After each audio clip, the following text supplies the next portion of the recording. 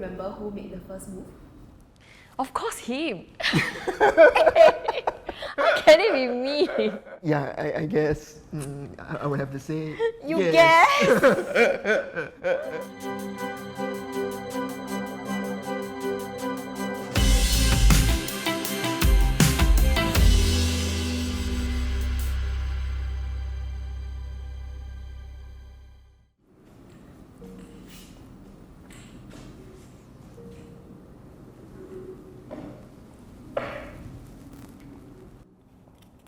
And speak it out.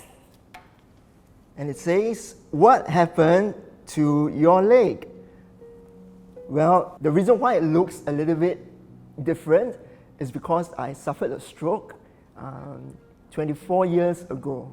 So it's not just my leg, it is actually the entire half side of my body. The way that I walk, the way that I mobilate, it is a little bit weird. That year was the year that I graduated from medical school, Singapore. So the 3 days later, that was going to be the first day that I started work as what is called a houseman, which is the internship year.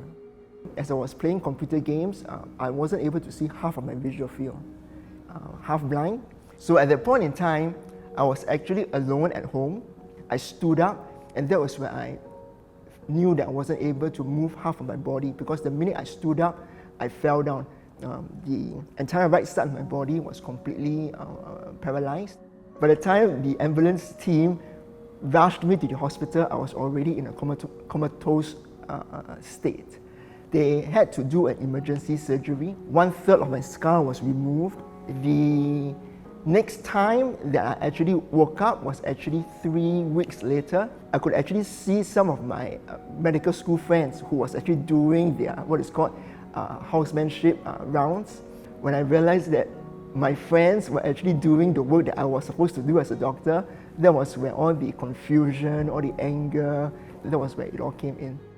Those were the peers that I studied with, and I was expecting to continue my housemanship journey together with them.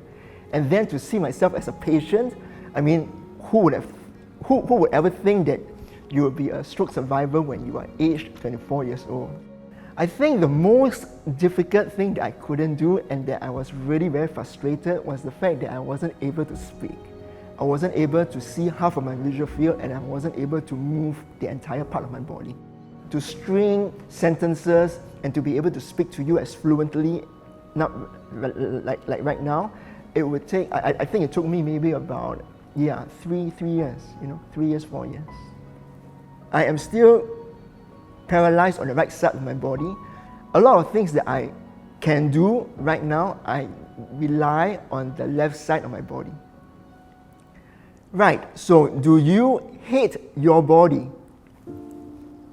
So while I never hated my body, but I do remember a period of time whereby I was very frustrated with my body.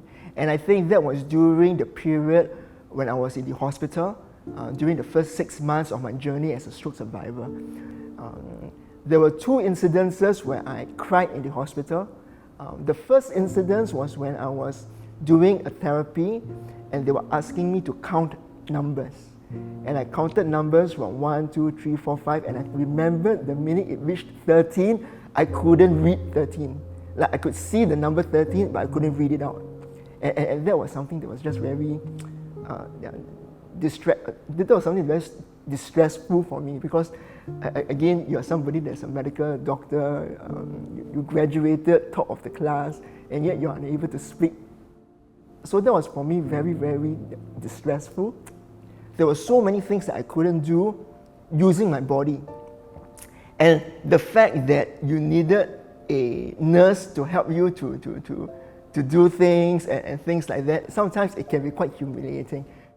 In 2004, when they rejected my clearance to become a doctor, my body at the point in time was just not good enough to be able to respond quick enough when it comes to any situations, any emergencies.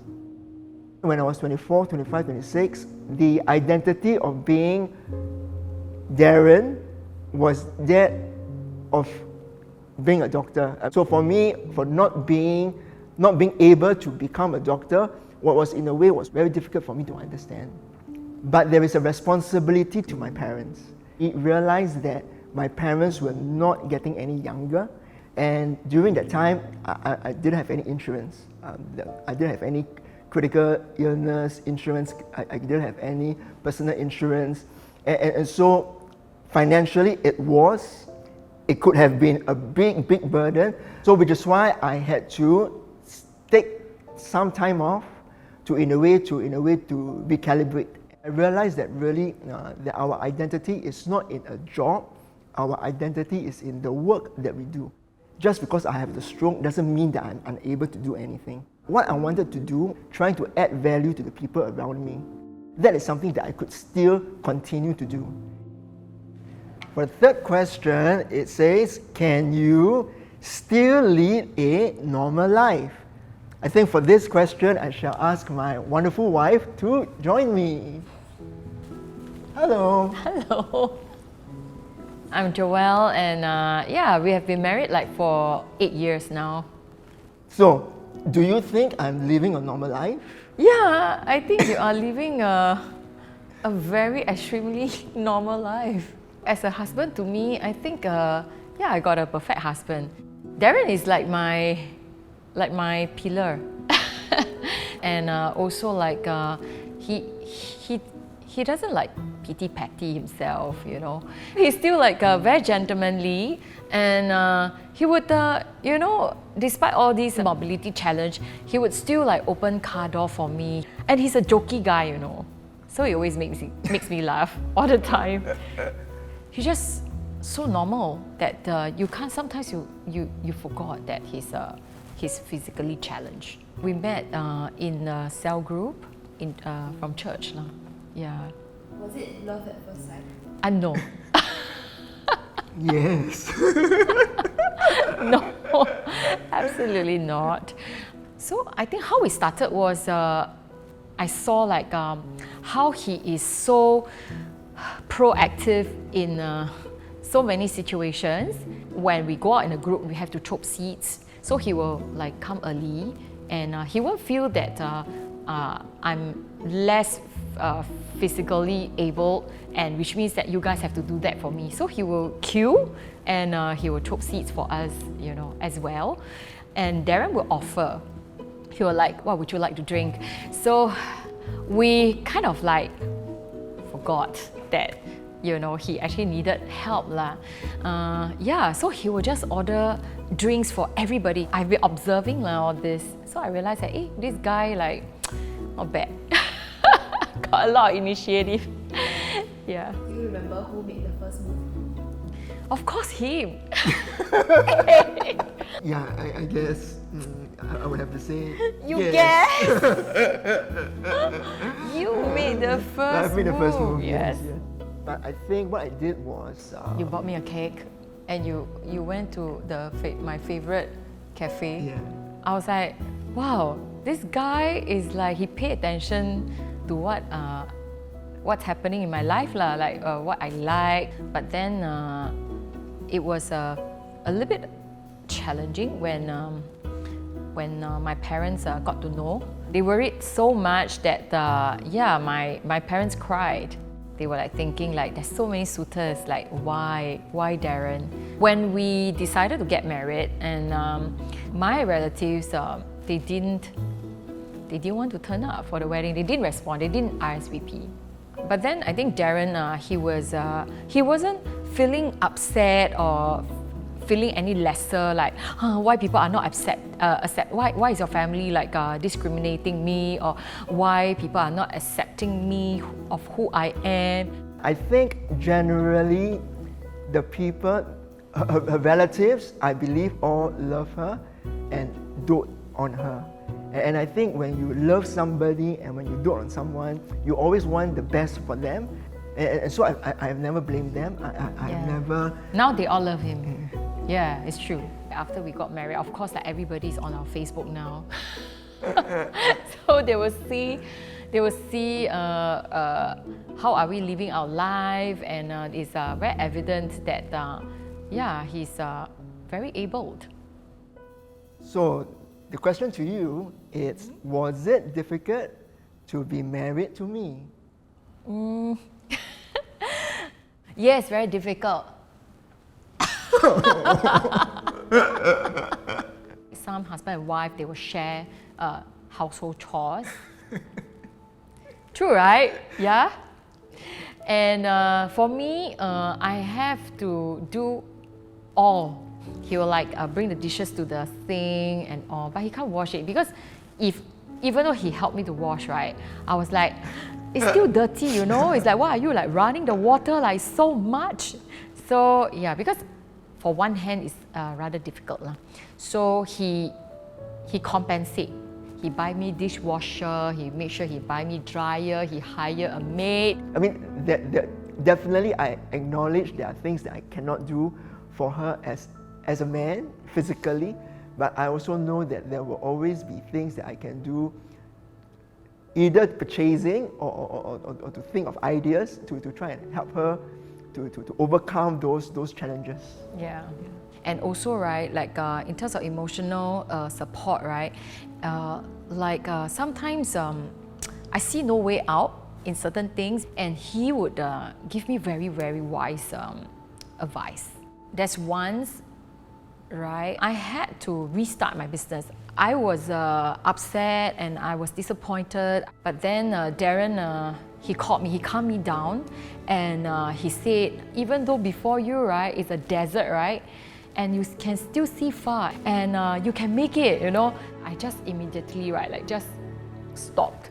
I just stopped crying. She is also a pillar of strength for me. When it comes to emotions, we are usually shy, right? We don't share emotions. We don't share about emotions so easily. But I find that I can do that very easily with her, and I think I appreciate that a lot. When you live together with someone who is physically challenged, then that's a new set of challenges. And at that point of time, it's not about me overcoming it, it's about us coming together and how we can resolve his physical disability. So one thing that is important for me is, you know, since we are in this relationship together and then Darren is not covered, I want to ensure that I'm well covered by insurance. Just a few years back, I did covered by critical illness insurance when I'm still healthy and able. Yeah. She understands the fact that the impairment, the physical impairment, doesn't define who I am. The physical impairment doesn't define our relationship.